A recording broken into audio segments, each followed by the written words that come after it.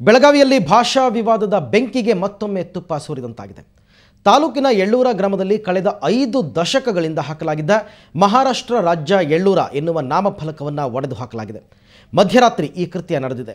ಈ ನಾಮಫಲಕದ ಕುರಿತಾಗಿ ಸರ್ಕಾರ ಮಟ್ಟದಲ್ಲಿ ಅನೇಕ ಬಾರಿ ಚರ್ಚೆ ಕೂಡ ಆಗಿತ್ತು. ಕರ್ನಾಟಕ ರಾಜ್ಯದ ಊರೊಂದರಲ್ಲಿ ಮಹಾರಾಷ್ಟ್ರ ರಾಜ್ಯ ಎಂದು ಹಾಕಿರುವುದು ನಾಡಿನ ಜನರಿಗೆ ಇರುಸು ಮುರುಸು ಉಂಟಾಗುತ್ತಿತ್ತು. ನಾಮಫಲಕ ಧ್ವಂಸ ಮಾಡಿದವರು ಯಾರು ಅನ್ನೋದು ಇನ್ನೂ ಬೆಳಕಿಗೆ ಬಂದಿಲ್ಲ. ಒಂದು ಕಡೆ ರಾಜ್ಯದ ಪ್ರತಿಷ್ಠೆಯ ಸುವರ್ಣಸೌಧದಲ್ಲಿ ಅಧಿವೇಶನ ಆರಂಭ ಆಗ್ತಾ ಇದೆ.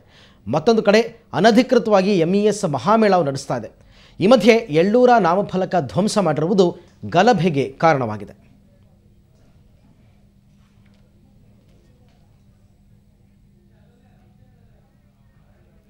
ಬನ್ನಿ ಬಗ್ಗೆ ಹೆಚ್ಚಿನ ಮಾಹಿತಿ ಪಡೆಯೋಣ ನಮ್ಮ ಪ್ರತಿನಿಧಿ ಶ್ರೀನಾಥ್ ಜೋಶಿ ಅವರಿಂದ. ಶ್ರೀನಾಥ್, ಈ ಎಳ್ಳೂರ ಗ್ರಾಮದಲ್ಲಿ 5 ದಶಕಗಳಿಂದ ಈ ನಾಮಫಲಕ ಇದ್ರೂ ಕೂಡ ಕರ್ನಾಟಕ ರಾಜ್ಯದ ಊರು ಅದನ್ನು ತೆಗೆಸ್ತಕ್ಕಂಥ ಪ್ರಯತ್ನ ಯಾರೂ ಮಾಡಿರಲಿಲ್ವಾ?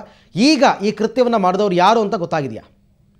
ಅರವಿಂದ್, ಇದು ಸುಮಾರು ಒಂದು 50 ವರ್ಷದ ಹಿಂದಿನಿಂದಲೂ ಕೂಡ ಇದು ನಡೆದು ಬಂದಂತ ಒಂದು ಬೋರ್ಡ್ ಅಂತ ತಿಳಿದು ಬಂದಿದೆ. ಆದ್ರೆ ಇದರ ಬಗ್ಗೆ ತೆಗಿಬೇಕು ಅಂತ ಹೇಳಿ ಕನ್ನಡ ಪರ ಹೋರಾಟಗಾರರು ಆಮೇಲೆ ಒಂದೆರಡು ಸಾರಿ ಜಿಲ್ಲಾಡಳಿತ ಕೂಡ ಪ್ರಯತ್ನ ಮಾಡಿದೆ. ನಂತರ ಒಂದಿಬ್ಬರು ನ್ಯಾಯಾಲಯಕ್ಕೂ ಕೂಡ ಹೋಗಿದ್ದಾರೆ.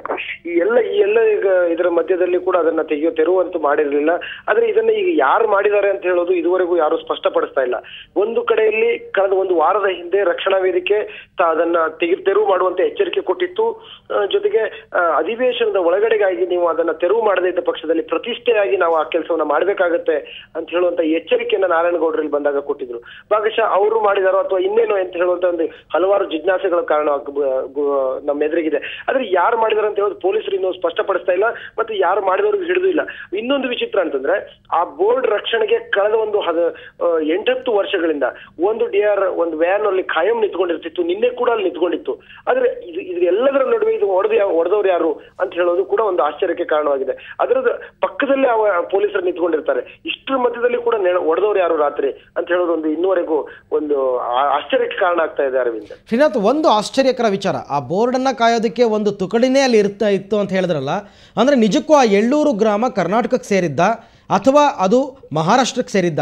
ಕರ್ನಾಟಕಕ್ಕೆ ಸೇರಿದ್ದಾದ್ರೆ ಅದನ್ನ ಕಾಯ್ತಕ್ಕಂಥ ಕೆಲಸ ಯಾಕೆ ಮಾಡಬೇಕಾಗಿತ್ತು ಅಂತ?